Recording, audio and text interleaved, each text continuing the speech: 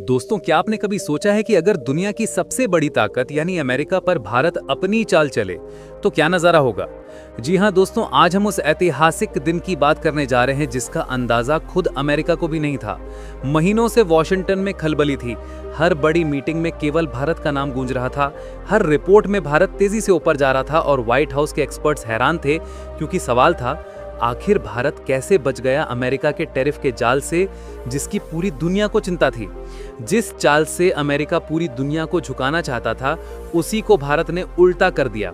ऐसी चाल कि व्हाइट हाउस को खबर ही नहीं चली कि ये हुआ क्या, कैसे हुआ, कब हुआ।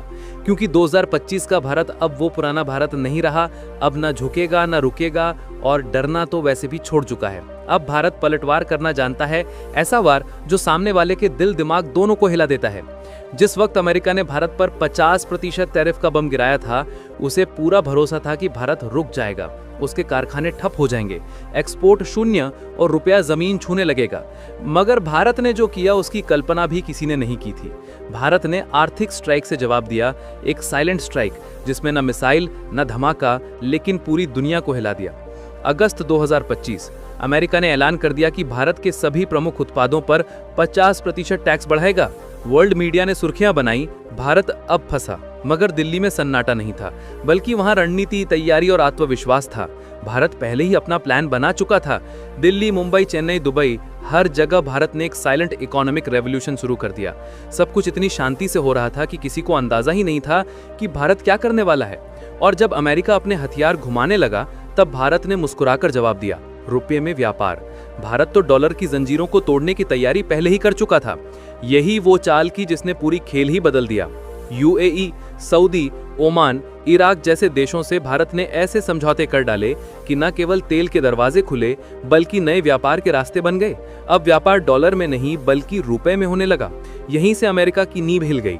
जरा कल्पना कीजिए दोस्तों, जब हर बड़ा सौदा डॉलर में नहीं बल्कि रुपए में होने लगे तो क्या होगा। डॉलर की डिमांड अपने आप नीचे जाएगी और जब मांग गिरेगी तो उसकी ताकत भी ढहने लगेगी।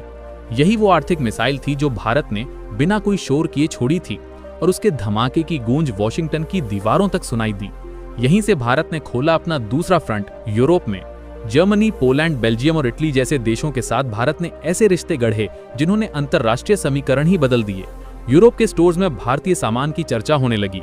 मसालों की खुशबू, भारतीय कपड़ों की चमक, टेक्सटाइल और इलेक्ट्रॉनिक्स की क्वालिटी ने यूरोपियन बाजारों को जीत लिया। भारतीय ब्रांड्स ने धीरे धीरे अमेरिकी और चीनी प्रोडक्ट्स को किनारे लगा दिया। भारत ने यह सब बिना कोई दिखावा किए किया, लेकिन एक ठोस रणनीति के साथ। जर्मनी से मशीनें आ रही थीं, भारत से तैयार माल जा रहा था। आपसी भरोसे की एक नई डोर बन चुकी थी। यूरोप आज भारत के साथ वही व्यापार कर रहा है जो कभी सिर्फ चीन और अमेरिका से करता था। इसके बाद भारत ने तीसरी बड़ी चाल चली। एशिया में दक्षिण कोरिया, वियतनाम और थाईलैंड के साथ भारत ने ऐसा मजबूत नेटवर्क खड़ा किया जो अब चीन की वर्ल्ड फैक्ट्री वाली छवि को चुनौती दे रहा है। एशिया में नया मैन्युफैक्चरिंग हब बन रहा है और उसका नाम है इंडिया। देश भर की फैक्ट्रियों में नई मशीनें गुंजायमान हैं, नए प्लांट लग रहे हैं और विदेशी कंपनियां जो कभी चीन की ओर भागती थीं, अब भारत की मिट्टी पर निवेश कर रही हैं। सैमसंग, एप्पल, फॉक्सकॉन जैसी दिग्गज कंपनियों ने भारत में अरबों डॉलर झोंक दिए हैं, क्योंकि यहाँ नीति स्थिर है, नियत साफ है और नेतृत्व मजबूत है। उधर भारत ने नजरें अफ्रीका की जमीन पर भी गड़ा दी। जहां चीन ने अफ्रीका को कर्ज में डुबोया, वहीं भारत ने दोस्ती का हाथ बढ़ाया। वहां स्कूल बनाए, सड़कें बनाई, टेक्नोलॉजी पहुंचाई और बदले में अफ्रीका ने भारत को अपना विशाल बाजार दे दिया। नाइजीरिया में भारतीय मोटरसाइकिल दौड़ रही हैं, केनिया में भारतीय मोबाइल बिक रहे हैं, मिस्र के स्कूलों में भारतीय सॉफ्टवेयर सिखाया जा रहा है। ये वो सौदे थे जिनकी आहट तक अमेरिका को नहीं लगी थी, और जब तक खबर पहुंची तब तक भारत खेल में बहुत आगे निकल चुका था। अफ्रीका में भारत ने वो कर दिखाया जो चीन दशकों की कोशिशों में नहीं कर पाया। अब जरा अमेरिका के पड़ोस की तरफ देखिए, कनाडा, मेक्सिको और ब्राजील। भारत ने इन देशों के साथ ऐसे समझौते किए कि अगर अमेरिका अपने दरवाजे बंद भी कर दे तो भारत पड़ोसी रास्तों से उसी महाद्वीप में एंट्री ले सके। यही थी भारत की सच्ची चाणक्य नीति, दुश्मन को उसके ही घर में मात देना। और दोस्तों, जब भारत ने ये सब कदम उठाए तो उसने सिर्फ नए बाजार नहीं बनाए, उसने दुनिया की सोच ही बदल दी। अब भारत किसी के भरोसे पर नहीं बल्कि अपनी ताकत पर खड़ा है। आत्मनिर्भर भारत अब नारा नहीं, हकीकत बन चुका है। पीएलआई स्कीम ने इंडस्ट्री में नई जान फूंक दी है। मोबाइल, इलेक्ट्रॉनिक्स और ऑटो सेक्टर में भारत अब टॉप देशों में गिना जाता है। जो कंपनियां पहले चीन में फैक्ट्रियां लगाती थीं, अब भारत में जमीन खरीद रही हैं। और यही वजह है कि आज भारत दुनिया का दूसरा सबसे बड़ा मोबाइल मैन्युफैक्चरिंग हब बन चुका है और असली गेम अब शुरू हुआ है। लेकिन दोस्तों, असली बम तो भारत ने अब फोड़ा था। रुपए में ट्रेड का खेल जब भारत ने खुलकर खेलने का ऐलान किया तो पूरी दुनिया देखती रह गई। भारत ने जब ये फैसला लिया कि कुछ देशों से अब कारोबार सीधे रुपए में होगा, तो वॉशिंगटन में झटका सा लग गया। रूस, यूएई और कई अन्य देशों ने भारत के साथ रुपए में डील शुरू कर दी। इसका मतलब साफ था, भारत को अब हर सौदे के लिए अमेरिका की ओर देखने की कोई जरूरत नहीं थी। इस कदम ने भारत को नई आर्थिक आजादी दी, विदेशी रिजर्व भी मजबूत हुआ और डॉलर की पकड़ धीरे धीरे ढीली पड़ने लगी। अब अमेरिका चाहे जितने टैरिफ लगा ले, भारत की रीढ़ टूटने वाली नहीं, क्योंकि भारत के पास अपनी मुद्रा में व्यापार करने की ताकत है, अपनी आर्थिक ढाल। और जब अमेरिका को पता चला कि उसका टैरिफ बम फुस हो गया है, उसने मीटिंग पर मीटिंग बुलानी शुरू कर दी। लेकिन हर बार सामने भारत का वही दृढ़ आत्मविश्वास रहा। अब भारत बराबरी के स्तर पर बात करता है, आंखों में आंख डाल के कहता है, हम अपनी शर्तों पर चलेंगे। भारत का लक्ष्य अब एकदम साफ है, डॉलर को उसके सिंहासन से उतारना। और इसके लिए भारत ने जो रास्ता चुना वो पूरी दुनिया के लिए मॉडल बन गया। भारत ने अपनी डिजिटल करेंसी और यूपीआई पेमेंट सिस्टम को भी इस मिशन में शामिल कर लिया। भारतीय पेमेंट टेक्नोलॉजी अब सिर्फ भारत तक सीमित नहीं रही, वो यूएई, सिंगापुर, नेपाल, भूटान तक फैल गई। हर ट्रांजैक्शन के साथ अब ये संदेश जा रहा था कि भारत सिर्फ डिजिटल नहीं बल्कि वैश्विक शक्ति बन चुका है। ये सिर्फ तकनीक नहीं थी, ये भारत का सॉफ्ट पावर था।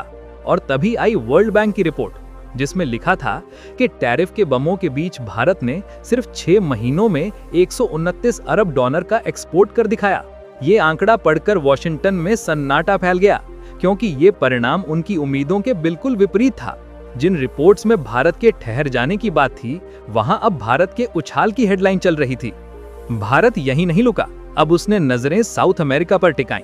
ब्राजील, अर्जेंटीना और चिली के साथ फूड ट्रेड, एग्रीकल्चर, फार्मा और टेक्नोलॉजी सेक्टर में साझेदारियां शुरू हुईं। ब्राजील में भारतीय दवाइयों की मांग बढ़ रही थी, अर्जेंटीना के फील्ड्स में भारतीय ट्रैक्टर दौड़ रहे थे। ये सिर्फ व्यापार नहीं था, ये भरोसे का रिश्ता था। भारत का प्रभाव अब हर महाद्वीप में गूंजने लगा और इसकी पराकाष्ठा आई तब जब भारत ने अगला मोर्चा भविष्य की टेक्नोलॉजी पर खोला। एआई, सेमीकंडक्टर और माइक्रोचिप्स के क्षेत्र में भारत ने पूरी तैयारी कर ली थी। जापान, ताइवान और अमेरिका की प्रसिद्ध कंपनियां भारत में अपने प्लांट लगाने लगी, क्योंकि अब दुनिया को समझ आ गया था, आने वाले दशक की टेक कैपिटल कोई और नहीं बल्कि भारत ही होगा। भारत ने अपनी आर्थिक जंग को अब रक्षा क्षेत्र तक फैला दिया है। अब फ्रांस, इजराइल और दक्षिण कोरिया जैसे देशों के साथ मिलकर भारत अपने अत्याधुनिक हथियार खुद बना रहा है। ये कदम सिर्फ रक्षा के लिए नहीं बल्कि उस दूरदर्शी रणनीति का हिस्सा है जिसमें भारत आत्मनिर्भर होकर खुद के साथ पूरी दुनिया के लिए भी भरोसेमंद विकल्प बन चुका है। आज की हकीकत यही है कि भारत अब सिर्फ एक विकासशील देश नहीं बल्कि एक वैश्विक शक्ति केंद्र बन गया है। डॉलर की पकड़ धीरे धीरे ढीली पड़ रही है और रुपया मजबूती के साथ अपनी नई पहचान गढ़ रहा है। दुनिया के टॉप अर्थशास्त्री अब ये कहने लगे हैं कि अगर यही ट्रेंड जारी रहा तो अगले 10 सालों में भारत अपनी खुद की मुद्रा प्रणाली खड़ी कर देगा जो डॉलर को सीधी चुनौती देगी। तो दोस्तों, ये थी भारत की साइलेंट इकोनॉमिक स्ट्राइक, एक ऐसी रणनीतिक वार जिसमें भारत ने सिर्फ पलटवार नहीं किया बल्कि आर्थिक युद्ध की दिशा ही बदल दी। अब ये लड़ाई गोला बारूद या मिसाइलों से नहीं बल्कि विचारों, बाजारों और रणनीतियों से लड़ी जा रही है। और इस बार विजेता वही है जो ताकत नहीं सूझबूझ से खेलता है। भारत ने दुनिया को दिखा दिया है कि वो अब सिर्फ खिलाड़ी नहीं रहा बल्कि वो अब इस खेल के नियम तय करने वाला देश बन चुका है। तो दोस्तों, आज के लिए बस इतना ही। अब आपकी बारी है बताने की इस नई आर्थिक शक्ति के उदय पर आपका क्या नजरिया है। अपनी राय नीचे कमेंट में जरूर बताएं और अगर वीडियो पसंद आया हो तो लाइक और चैनल को सब्सक्राइब करना ना भूलें। जय हिंद।